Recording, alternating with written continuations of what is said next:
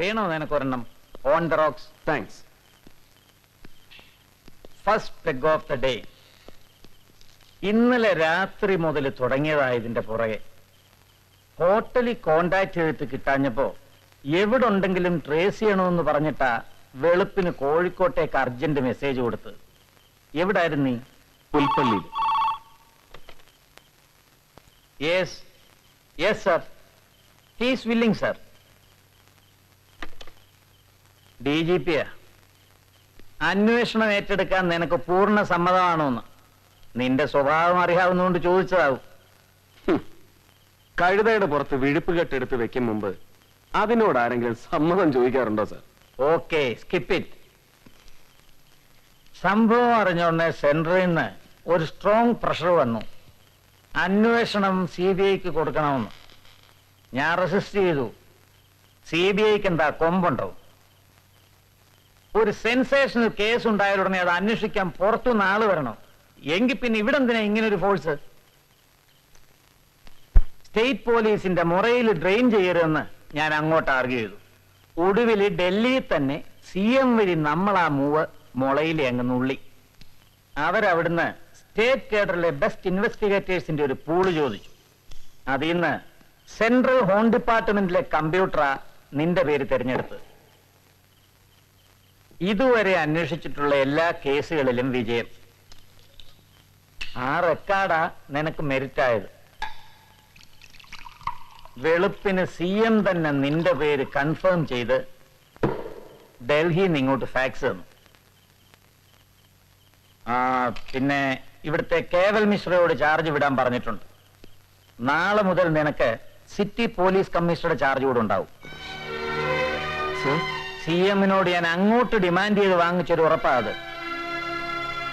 എനിക്കറിയാം നീ ഇവിടെ അന്വേഷണം കൊണ്ട് നടക്കുമ്പോ കമ്മീഷണറുടെ കസേരയില് ആ ഗോസായി ഇരുന്ന ഞാനൊരു വിസിലും കൊണ്ട് നിന്റെ ചുറ്റും നടക്കേണ്ടി വരും, ബോക്സിംഗ് റിംഗിലെ റെഫറിയെ പോലെ.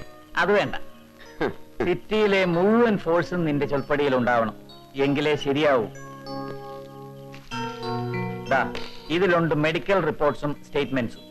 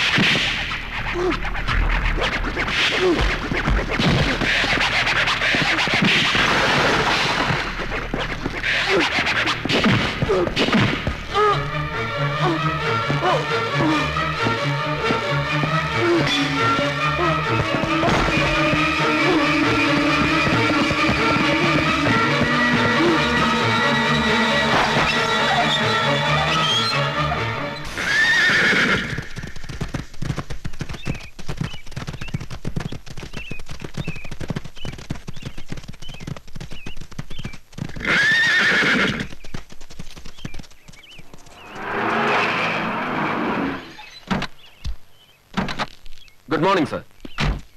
ഓൺ ടൈം അല്ലേ? Good morning. കണ്ടില്ലേ മെരിങ്ങാത്തെനവാ നിന്നെ പോലെ. കേന്ദ്ര സഹമന്ത്രി കെ എം വർഗീസിന്റെ പെണ്ണുമ്പിള്ള അച്ചാമ്മയ്ക്ക് കുതിര സവാരി പഠിക്കണമെന്ന്. അതിന് നമ്മൾ ഇവിടുന്ന് ഒരു കുതിരയും ട്രെയിനറെയും ബംഗ്ലാവിലേക്ക് അയച്ചു കൊടുക്കാൻ പോകുന്നു. Through proper channel. ഭർത്താവിന്റെ അധികാരം വെച്ച് ഡൽഹിയിൽ നിന്ന് ഇവിടെ വന്ന് സ്റ്റേറ്റ് പോലീസിന്റെ പുറത്തോട്ട് കുതിര കയറുന്നത് പോരാഞ്ഞായിരിക്കും അച്ചാമ്മ ഇനി പോലീസ് കുതിരയുടെ പുറത്തോട്ട് കയറാൻ പോകുന്നത്. കുതിരയ്ക്ക് ഇൻഷുറൻസ് കൊണ്ടുവിടും. ഉണ്ട് സർ. ഭാഗ്യം, കൊണ്ടുപോ. പക്ഷെ ഇവനാകുമ്പം കൊള്ളാം, പോലീസുകാർക്കുള്ള അത്രയും ക്ഷമയില്ല. സഹിക്കാൻ പറ്റാതെ വന്ന ഇവൻ തിരിച്ച് അച്ചാമ്മയുടെ പുറത്തോട്ട് കയറിക്കോളും. പറഞ്ഞില്ലേ മെരുങ്ങാത്ത ജനിസ. Good morning sir. Morning. Bharath, he's Prasad, ASP Bharath Chandran. Hello sir.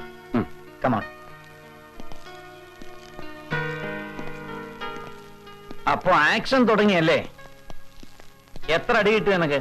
ഓ, അതിങ്ങനെ എണ്ണി പറയാനും മാത്രമൊന്നുമില്ല. ഒരു മൈനർ അസോൾട്ട്. ആരായാലും ശരി, എനിക്കത് ഇഷ്ടപ്പെട്ടു. ഇടയ്ക്ക് ഇതുപോലെ എവിടുന്നെങ്കിലും 2 എണ്ണം കിട്ടണം നിനക്ക്. എങ്കിലേ നീ നന്നാവും. ബാലേട്ടൻ, സോറി സാറ് രാവിലെ തന്നെ ഒരെണ്ണം ഓൺ ദ റോക്സ് ആണല്ലേ? തോന്നിയാസം ചോദിക്കുമ്പോ നിന്റെ നാക്കിൽ ഇപ്പോഴും അറിയാതെ പഴയ ബാലേട്ടൻ വരും അല്ലേടാ? എനിവേ, ഇനി ഇതുപോലെ എന്തെങ്കിലും സംഭവിച്ചാൽ നീ ഒറ്റയ്ക്കായി പോകാൻ പാടില്ല. He will be assisting you. Sir, no, this is my decision, rather my botheration. സംശയിക്കൊന്നും വേണ്ടടാ. നിന്റെ കാലപ്പേ തന്നെ പൂട്ടായവനെയും പെഡിഗ്രി ഉള്ളവനാ. പഴയ ട്രാവൻകൂർ IG ഗോപാലമേനോന്റെ ഗ്രാൻഡ് സൺ അല്ലേടോ? എന്തായി കോൺസ്റ്റബിൾ ഗോപി? കള്ളൂടിയനായതുകൊണ്ടായിരിക്കും അയാളുടെ ടോട്ടൽ ക്യാരക്ടർ ഒരിത്തിരി സ്ട്രേഞ്ച് ആയിട്ട് എനിക്ക് തോന്നി. പക്ഷെ ഹെൽപ്ഫുൾ ആയിട്ട് ഒരു ഇൻഫർമേഷനും ഇല്ല അയാളുടെ കയ്യിൽ. ആ ഫയലിൽ ഒരു പെണ്ണിന്റെ സ്റ്റേറ്റ്മെന്റ് കണ്ടല്ലോ. ആ കമ്മീഷൻ അസിസ്റ്റ് ചെയ്ത ഒരു ജൂനിയർ അഡ്വക്കേറ്റ്, ഏതോ ഒരു എന്താ മിസ് വർമ്മ എന്നോ? അതെ, ശ്രീലത വർമ്മ. എക്സാക്ട്ലി. ഇവിടേക്ക് ഇരിക്കായിരുന്നു.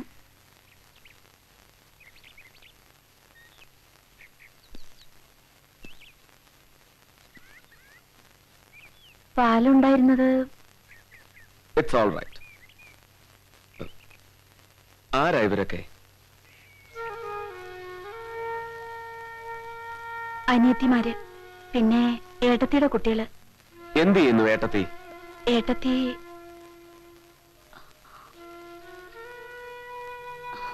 മുതിർന്നവർ സംസാരിക്കുന്നിടത്ത് ഇങ്ങനെ വന്ന് നിൽക്കാൻ പാടില്ലെന്ന് പറഞ്ഞിട്ടില്ലേ? ദേവി, കുട്ടികളെയും കുട്ടി അപ്പുറത്ത് പോ. വാ. ഏട്ടത്തി മരിച്ചു. 2 വർഷമായി. സൂയിസൈഡ്. സോറി. ഏട്ടത്തി ഒരുപാട് പാവായിരുന്നു. സ്നേഹിച്ച് കല്യാണം കഴിച്ച ആള് ഒടുവിൽ ഉപേക്ഷിച്ചു പോയപ്പോ 2 കുട്ടികളുണ്ടെന്നും കൂടി ഓർക്കണ്ട. സ്വയം. ലതേ, ആരാ അവിടെ നിന്നെ കാണാൻ വന്നിരിക്കണേ? ആരുമില്ല. അമ്മയാ. കിടപ്പിലാ കുറച്ചു കാലായിട്ട്.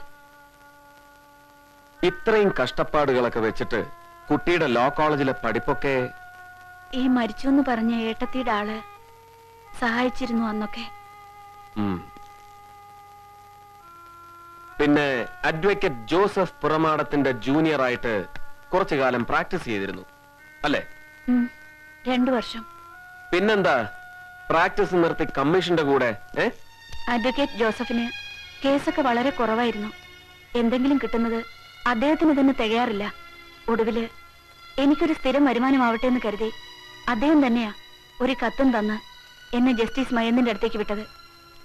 ജസ്റ്റിസ് മഹേന്ദ്രൻ ഒഫീഷ്യലായിട്ടുള്ള എല്ലാ കാര്യങ്ങളും, ഐ മീൻ എല്ലാ രഹസ്യങ്ങളും ശ്രീലതയുമായി ഡിസ്കസ് ചെയ്തിരുന്നു അല്ലേ? ഇല്ല, രഹസ്യ സ്വഭാവമുള്ള രേഖകളൊക്കെ അദ്ദേഹം നേരിട്ടാ കൈകാര്യം ചെയ്തിരുന്നത്. അതൊന്നും ഞാൻ കണ്ടിരുന്നില്ല. പിന്നെ റിപ്പോർട്ടിലെ ഗൗരവമുള്ള ഭാവങ്ങളൊക്കെ ടൈപ്പ് ചെയ്തിരുന്നത് പോലും അദ്ദേഹം തന്നെയാ. കമ്മീഷനെ അസിസ്റ്റ് ചെയ്തിരുന്നു എന്നല്ലാതെ സത്യത്തിൽ പ്രൊസീഡിങ്സിനെ കുറിച്ച് പുറത്തറിയാവുന്നതിൽ കൂടുതലൊന്നും എനിക്കും അറിയില്ല. ഞാൻ ചോദിക്കാതെ തന്നെ ഒരുപാട് ഉത്തരങ്ങൾ പറഞ്ഞല്ലോ ശ്രീലത. അത് ഇറ്റ്സ് ഓൾ റൈറ്റ്. ആ പിന്നെ ആവശ്യമെന്ന് തോന്നിയാൽ ഞാൻ വിളിപ്പിക്കും.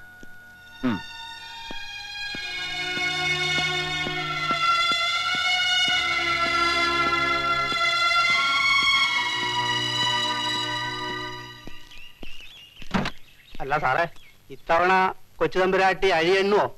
അല്ല, അകത്തു പോവോന്ന്? പ്ലീസ്. ഭാസ്കർ,